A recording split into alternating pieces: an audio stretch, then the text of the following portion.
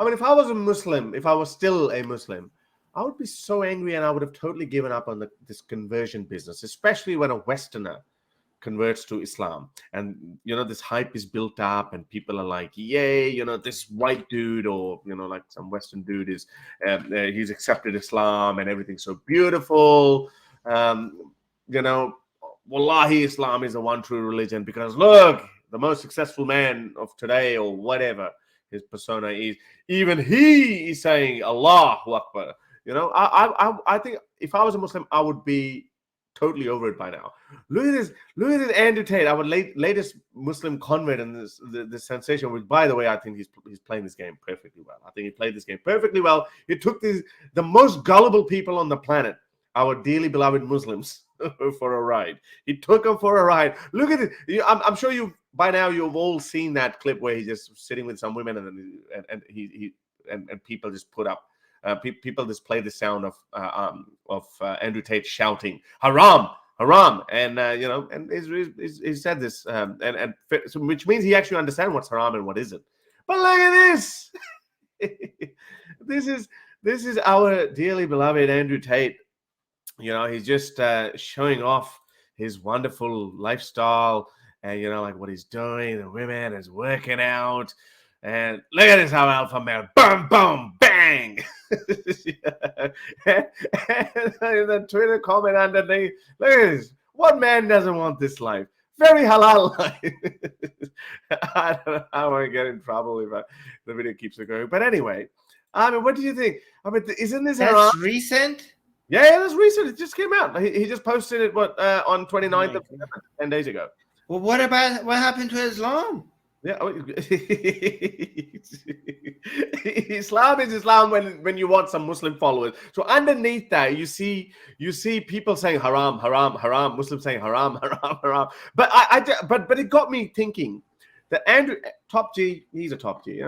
Hats off, man. Like, I mean, you know how to play the game. The Matrix is like the key to getting people out of Matrix is to actually pull people into Matrix and making them believe that the world is real. that's exactly what Andrew Tate is doing. I'm like, these beta male are just, I'm like, all these people who are just worshiping him. I want to know who those people are. Like, I mean, are these guys some top G's themselves? Do they have yachts and private jets or not? No, most likely they're like this V57 guy.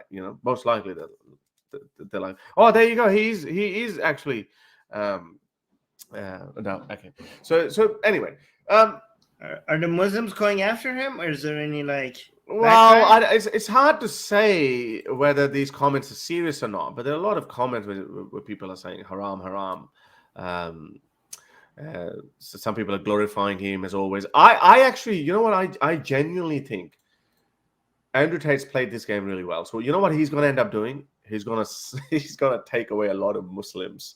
And he's going to Tateify them, and they're going to end up becoming some top G's within their own right, and they would leave Islam behind. And this is great. This is beautiful. I love Andrew Tate. This is the reason I actually love Andrew Tate, because he's created his own cult, and his cult can't be as bad as Islam, can it? But I was thinking, just to be logically consistent here, I was thinking about Andrew Tate. I was thinking, yeah, you've converted to Islam. He was sitting like $1 million man, and he made Muhammad Hijab his bitch. He really did. I'm sorry, Muhammad Hijab. You try to be not sorry. Alpha male. He tries to be, but in that interview, he was like, he was gagging on it. He goes, Andrew G, the specimen, the what? Like he sucked it as much as he could. Anyway, and now he's not going to say anything about Andrew Tate. Why? Because Muhammad Hijab is a cloud chaser, and there's more coming up on him. Andrew Tate, after converting to Islam, we all know how he accumulated his wealth, yeah? But through cam girls. Again, I'm not judging. I'm not like that this other big bodybuilder dude who was just who had something wrong. He was passing judgments on the True Geordie show. That guy, yeah, he had something against cam girls. We don't, we're liberated people, so nothing wrong with that. But it is haram, and all the wealth that he has amassed, all the Bugattis and all these Ferraris and Lamborghinis and McLarens that he's bought, and probably he's actually got a yacht too. Apparently, I doubt it. I think he rents this stuff to make these sexy videos and beat his chest, and a private jet. All this wealth that he's accumulated, that's through a haram source. You should donate it all. Which Muslim apologist has the balls to say that to Andrew Tate? Muhammad Hijab, would you say that to Andrew Tate, that, hey, you've accumulated all this wealth through haram means? Guess what his secondary source of income is, Armin? He owns multiple casinos in Romania. By the way, they've been in lockdown ever since COVID lockdown, and that's probably, some people say that's probably the reason why he actually hates lockdown so much. But they haven't reopened for some reason. I don't know if this is 3 or 4 month old information. I could be wrong now. They might have reopened. But again, that's another haram source of income. So what else does he need? You know, like, I mean, the guy is doing every haram thing, and then Muslim fanboys are still like, Andrew Tate, he's a top G. Yay, what true religion? I mean, there's only one other haram source of income left, and that is maybe he needs to open up a bottle shop or something. He's got semi online e-brothel kind of thing. It's not a brothel, but okay, it's whatever. It's still haram by Islamic standards. He's got casinos. Maybe he needs to, come up with his own liquor brand or something. What do you think, Armin? Like, shouldn't he donate all his wealth? And who's going to tell him that? Muhammad Hijab is not going to tell him. He's got no balls. All right, so let me give a contradictory view, just to play both sides, and then also go against what I just said as well. Islamically, like, there's no contradiction, okay, between sinning and being a Muslim, right?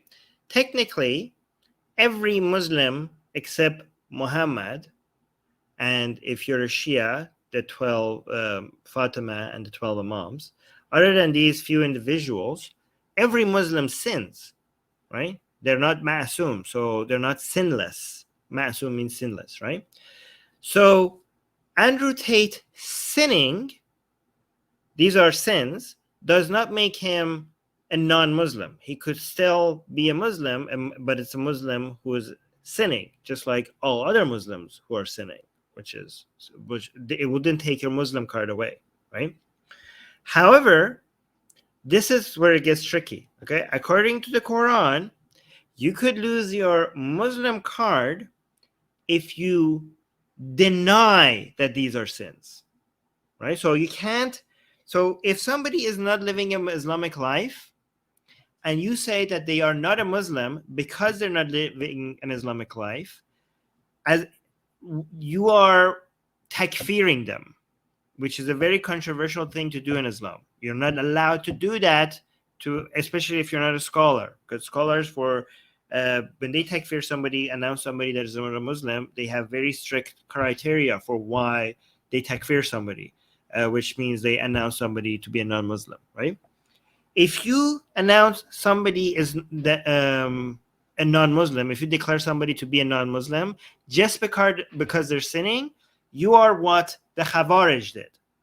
And Khawarij are a very controversial group in Islamic history, which they went around and they called people non-Muslim just because they weren't living non-Islamic lives. And both Shia and Sunni Muslims consider Khawarij to be one of the worst sects. Horrible, horrible people, right? And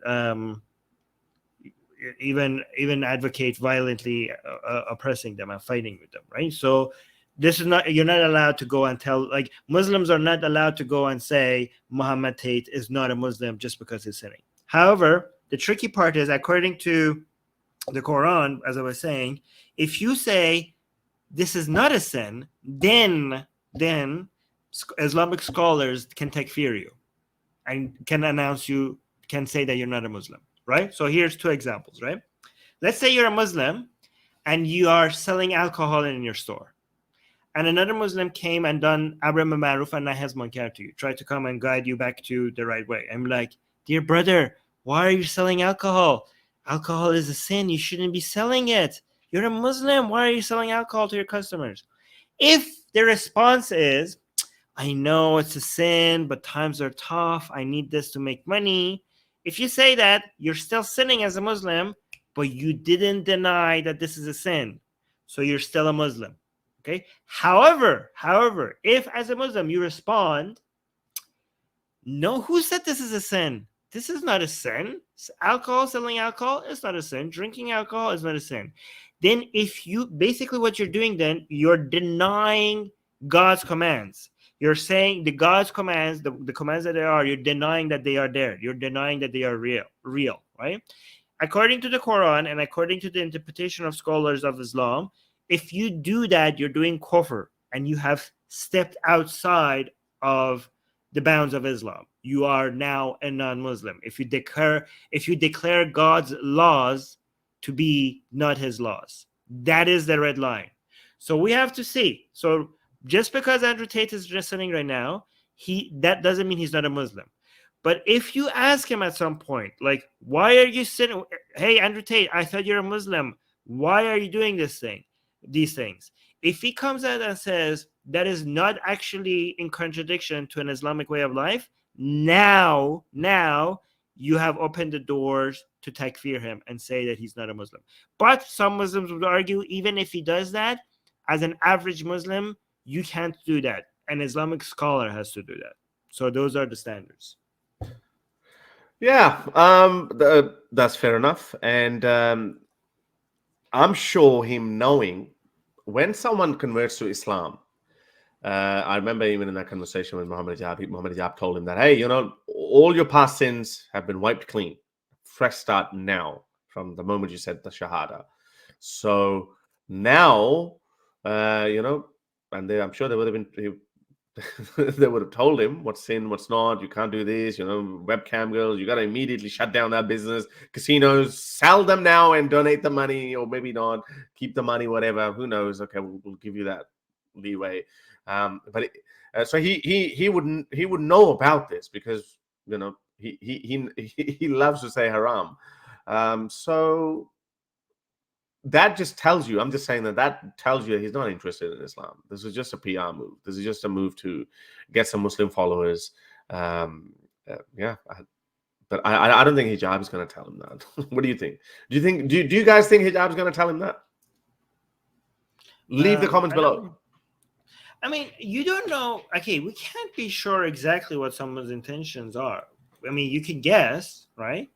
But like throughout Islamic history, we had caliphs that lived very luxurious lives. Like Andrew Tate is living the life right now of many Islamic caliphs throughout Islamic history.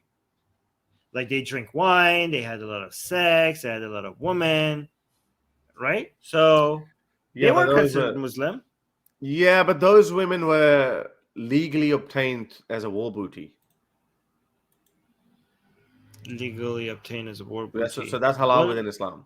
No, that would be their sex slaves. So they also had a lot of wives, right?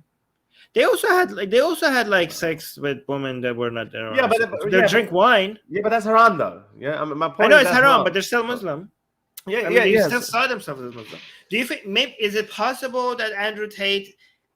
I agree with you that it's possible that Andrew Tate internally is thinking that, I fooled these people. Obviously, Islam is nonsense. That's what I'm saying. Okay, but it's also possible that he genuinely thinks Islam is the way.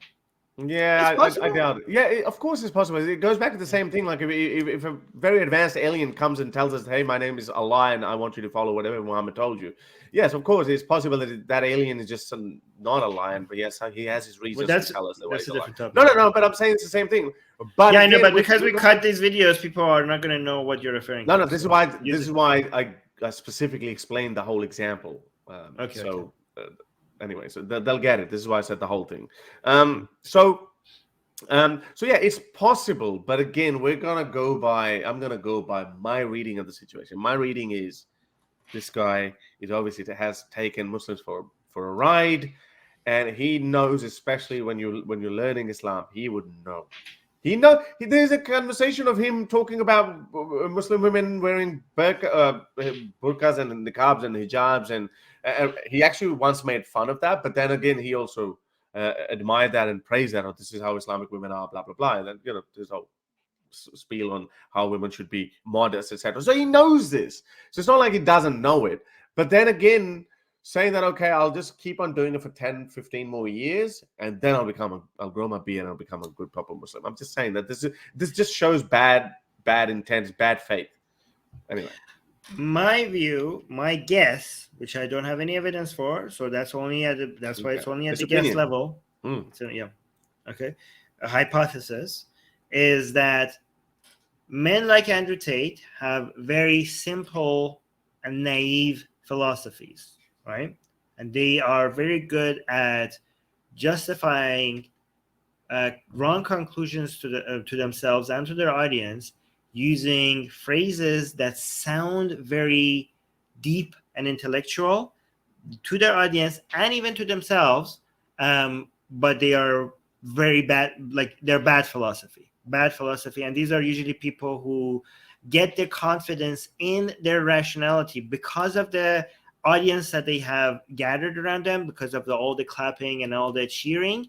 They think that they must be smart and very intelligent, or else all these people wouldn't be confirming that all the time. So they get this very confident view of their conclusions, right? And without any background in philosophy and logical analysis and thinking, they think just because they become successful in business and also women and also audience, then their conclusions out of their philosophical thinking also has to be correct, right?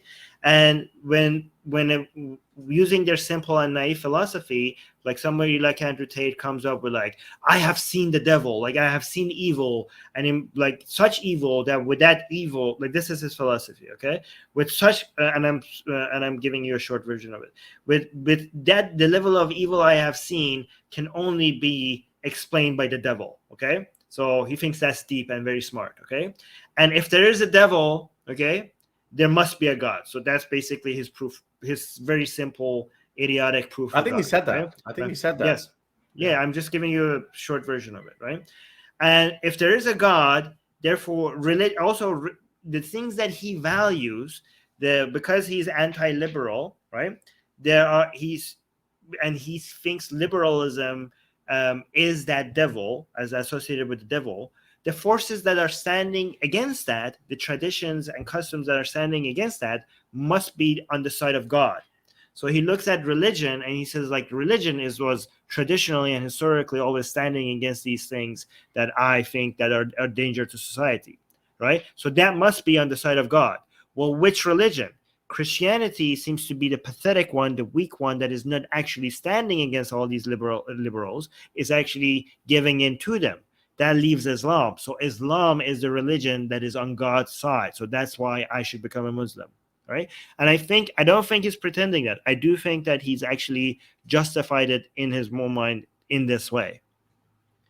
There's one more point that I think that it really that he was very impressed by him. That really impressed him about Islam was that he was saying, hey, Christians don't enforce their Christianity or Christian moral principles on their people anymore, whereas Islam does. Muslims do not apologize for their traditional values.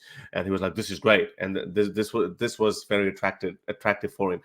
Mate, this is exactly what Muslims enforce. They say, don't sleep around with beautiful women or women you're not married to, or show off your wealth and or have casinos or have webcam businesses. That's exactly what Muslims do. So you're basically saying that, oh, you love Islam for certain values that it holds, but then you don't want to live by those values. So you're basically creating your own matrix, or you're happy to push people into the matrix of Islam, but you say that you want to go in there, but you don't go in there.